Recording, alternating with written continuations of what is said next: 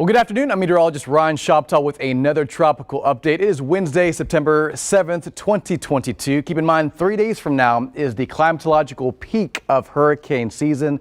Early to middle September marks the busiest time in the Atlantic and Pacific Ocean for tropical activity. Matter of fact, take a look. We have 4 systems out there, 2 named storms and 2 areas of interest. And you'll see Earl is out there, a Category 1 hurricane, in addition to Danielle, which is also a Category 1, both of which, just want to start out and put your mind at ease, are no threats to land. They're both going to stay out in the Atlantic basin, with the exception of the potential for Invest 95L. And you'll see that has a pretty good chance of developing in the next 2 to 5 days. As a matter of fact, the Hurricane Center gives it a high chance at tropical cyclone formation through Friday and ultimately this weekend as it enters a more conducive and more favorable environment in the central and eastern Atlantic Ocean.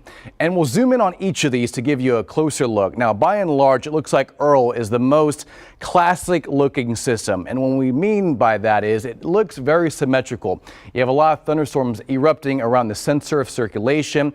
It's not too lopsided, and it's, spinning pretty quickly. Matter of fact, winds are at around 80 miles an hour for Hurricane Earl, just northeast of the Caribbean Sea and east of the Bahamas as well.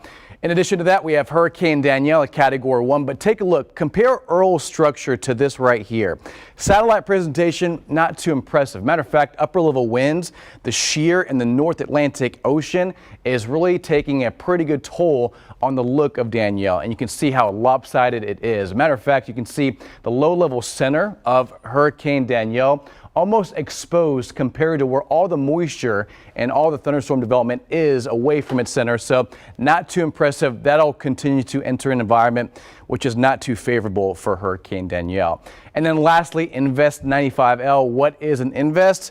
Short for investigative area, and it's dubbed the name 95L just based on how many areas and tropical waves are out there at this moment in time. And you can see on satellite and also infrared imagery, it's not too great. I mean, you have a few thunderstorms on that northern side, but compared to Danielle and Earl, not great, right? It's going to enter a better environment in the next couple of days, but you can see right now that's just a tropical wave, and compared to Hurricane Earl, the structure is a lot different. Matter of fact, here's Hurricane Earl. Here are the stats on it. Winds are at 85 miles an hour as of the last update at 1 p.m. from the Hurricane Center. It's moving north at 8.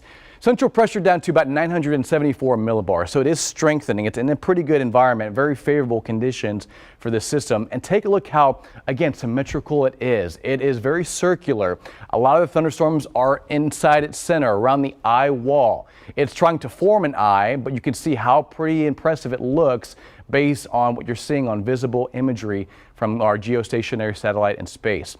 Again, a low-end Category 1. So for it to be a Category 2, it needs to reach winds of 96 miles an hour to 110. That's the ranging for a Category 2.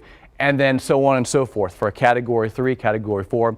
And then once it reaches 155 mile an hour winds, that's a Category 5 hurricane, which is considered major. Now look at what we're seeing on infrared imagery. Very impressive, as you can see. And here's the forecast cone for Earl. It's going to stay away from land. That's the good news. However, it will strengthen. It will enter a very conducive environment, strengthening into potentially our first major hurricane of the year. We've seen a couple of hurricanes, including Earl and Danielle, but no major hurricanes. Category 3 is stronger, but it will enter the North Atlantic, where the forecast calls for a Category 4 hurricane through Friday and Saturday and later on this weekend. But once again, to put your mind at ease, this is moving away from land and away from the Caribbean Sea in the United States. So look at this, 5 named storms this year, 3 tropical storms and 2 Category 1 hurricanes. And Earl may get as strong as a Category 4. We'll have to watch Earl very closely. Now you saw Invest 94L. That is forecast to become at least a named storm in the next 2 to 5 days. If it were named, next name on the list is Fiona, and then Gaston, and then Ian, Julia, Carl, and then wrapping up the season with Walter. So this is a look at how many storms we've seen and the next names on the list up to bat for the hurricane season. Lastly, look at this. So far, 5 named storms for the Atlantic. Take a look at the scoreboard. For the Pacific Ocean, up to 12 named storms.